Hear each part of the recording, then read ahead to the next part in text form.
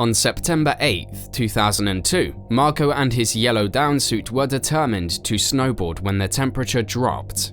At 3:15 p.m, Marco checked that his bindings were safe and ratcheted the straps tighter. Perba, one of the Sherpas, exchanged Marco's empty oxygen bottle with a full one. Seeing his determination, the 3 Sherpas with him on the summit that day all wished him luck and waved goodbye. Marco started down and made an arcing toe-side turn that directed his snowboard towards where he thought it led to the top. Then he disappeared into the vacuum. It has been 21 years later and nobody has seen Marco since. Here is his story, so stay tuned. Born on the 22nd of May 1979 to Philippe and Michel Siffredi, Marco Siffredi was a French snowboarder and mountaineer who came from a climbing family. His father was a mountain guide, and his older brother Pierre had died in an avalanche in their hometown of Chamonix, France. Marco grew up surrounded by the spectacular beauty of the mountains, and this influenced him to cultivate a love for skiing and snowboarding very rapidly in life. Standing closely in a valley of 3,810 meters below the highest summit in Western Europe, Mont Blanc, Chamonix is recognized as the birthplace of alpinism. It helped growing up in Chamonix, which for many is the cradle of alpine mountaineering. Interestingly, the first ever Winter Olympics were organized there in 1924. And Marco drew inspiration from local skiers like emblematic Jean-Marc Boivin and Bruno Goivy, who became famous for their daredevil skiing. Sooner than it was expected, Marco took on the valley's most challenging and courageous slopes in the Mont Blanc region, the Mallory on the north face of the Aiguille du Midi, and upon seeing him, it became commonly agreed by everyone that he was crazy. Notwithstanding what people felt or said, Marco, on the 17th of June 1996, quickly grabbed a snowboard and made his way to the mountains. He reached the summit after 7 hours and then began his brave descent. Impressively, he finished the trial according to the rules, without having to strap his snowboard. In May of 1996, after a year of learning how to snowboard, Marco was able to descend the Daredevil route on the north face of the Aiguille du Midi, a 1,000-meter extremely exposed rock garden with passages close to 55 degrees. Back then, he was barely 17, but had achieved just what nobody had ever dared to do. Like wildfire, Marco's accomplishment spread around his town. And while some praised him for his heroism, others saw it as foolishness on the part of a stupid boy who took over the unthinkable at his age. Nevertheless, Marco went from bravery to strength in the world of extreme skiing and snowboarding, unfailingly adding up more first descents in the valley. It didn't take long before Marco started extending his horizons to tremendous peaks.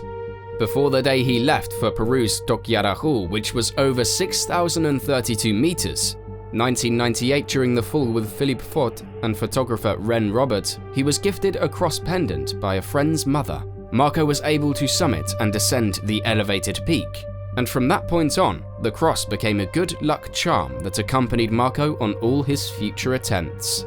In June 1999, when he got back to Chamonix, he completed the first snowboard descent and second ever descent of the highly coveted Mont Blanc on the Aiguille Verte.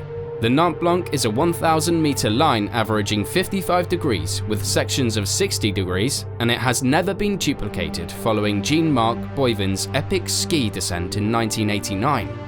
This descent secured Marco's place among the world's best extreme skiers/snowboarders.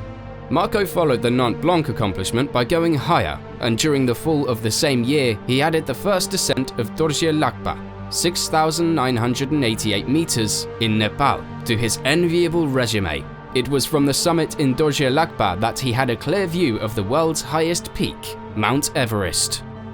Immediately, the ambitious seed to the summit of the world's highest peak was planted, and as soon as he returned to Chamonix, Marco contacted the best in the business, Russell Bryce of Himalayan Expedition, commercial guiding operation who was specialized in fully equipped expeditions to only 8,000-meter peaks, and Bryce played a massive role in feeding the ambition of Siffredi Marco.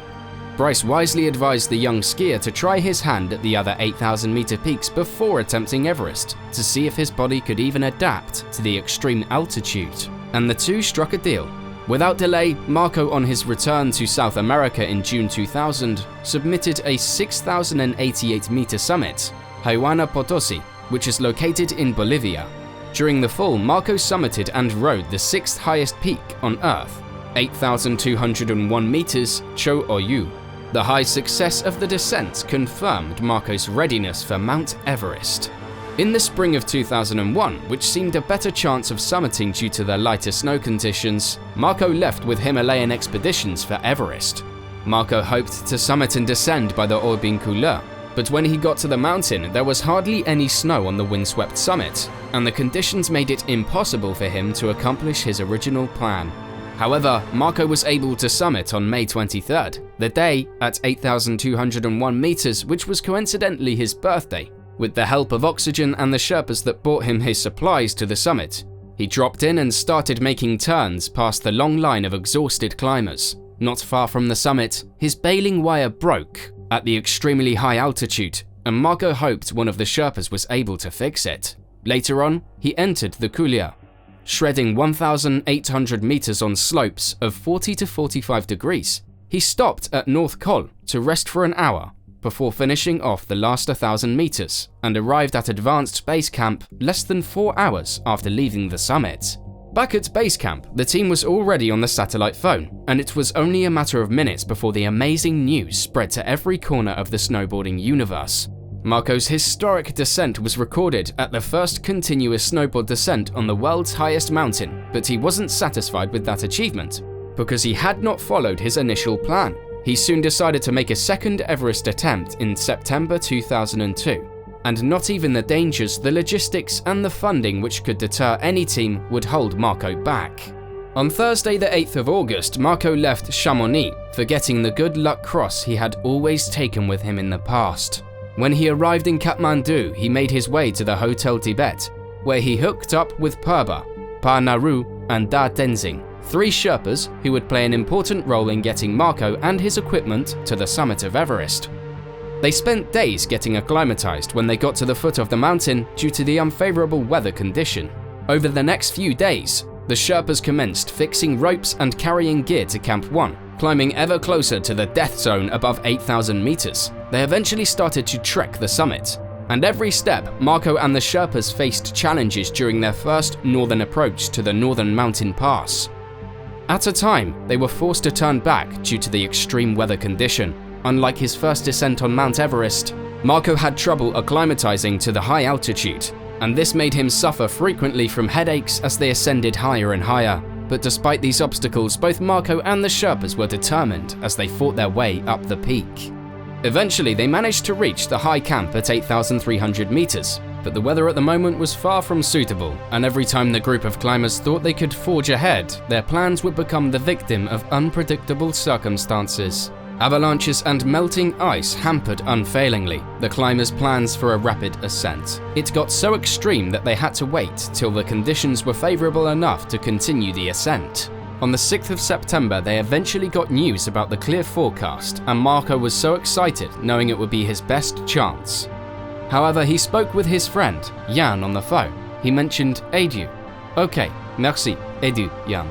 When Jan told him not to stay late because of the wind and the fact that it would kick up in the afternoon, and the next day wasn't uncertain and that Marco won't have many chances.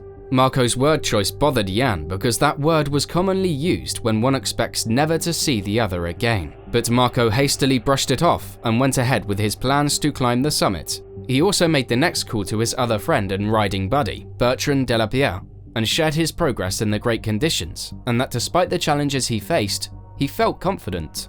Suddenly, the satellite phone batteries ran out and eventually stopped working, leaving Marco and the Sherpas all alone in the harsh mountain environment without any means of communication. They were completely isolated and powerless against whatever challenges came their way. However, the group began their climb on the 7th of September, and by the 8th, they had already climbed to an altitude of 26,000 feet, which is also recognized as the death zone. When they reached the summit, the ecstasy was unlike any other, although they were tired. But Marco's goal, 3,000 meters of first tracks down the Hornbeam still, lay before him. The summit was just an obstacle on the way to Marco's ultimate goal to complete the mountain's first uninterrupted snowboard run. Unexpectedly, the clouds began to build up. The Sherpas became apprehensive about the conditions as well as the late hour. They persuaded Marco not to go, but he would not listen to them. Everything he had worked for over the past year and a half had led to this, and he may never get the chance again. Marco soon replaced the empty bottle of oxygen in his pack with a fresh one and strapped it in. Perba, one of the Sherpas, helped him with his pack, which in addition to the oxygen canister also contained rapollet and a 3-litre bottle of water. Considering that Marco was about to make one of the most formidable descents in history, the pack was insufficient, but it would still have been adequate if everything was to go according to plan. And after an hour's rest, just after 3:15 p.m, the Sherpas said their goodbyes and Marco began to make his way towards the Hornbeam. His Sherpa companions lost sight of him periodically, but at the North Col, approximately 1,300 meters below Camp 3, the Sherpas saw the distant image of a man stand up, then slide slightly down the mountain. Convinced that they were the only climbers on the mountain, they immediately became apprehensive. As they reached the point of the sighting, Siffredi's snowboard tracks were not discovered. Without any evidence, it was hard for the Sherpas to explain what could have happened. One theory was that Marco could have made the traverse along the top of the north face, into the couloir, where an avalanche could have swept him off the mountain and buried him at the bottom. Another theory was that he lost an edge and slipped into the kilometers cut off at the base of the face. However, there are others, like Marco's sister, Shuti, who are confident that Marco is still alive somewhere in Tibet, living with other herders, climbing unexplored peaks and dropping new lines, forever chasing the holy grail of the ultimate descent. After a futile month's search, a memorial was held for Marco at the Everest base camp. Marco's family was there, along with his girlfriend Stephanie, his good friends Simon Favier, Ren Robert, Russell Price, Ludo Colle, and an incredible number of Sherpas. What do you think of this disheartening story? Share your thoughts with us in the comments section below, and don't forget to like and subscribe to this channel for more disaster stories about mountaineering. Thanks for watching.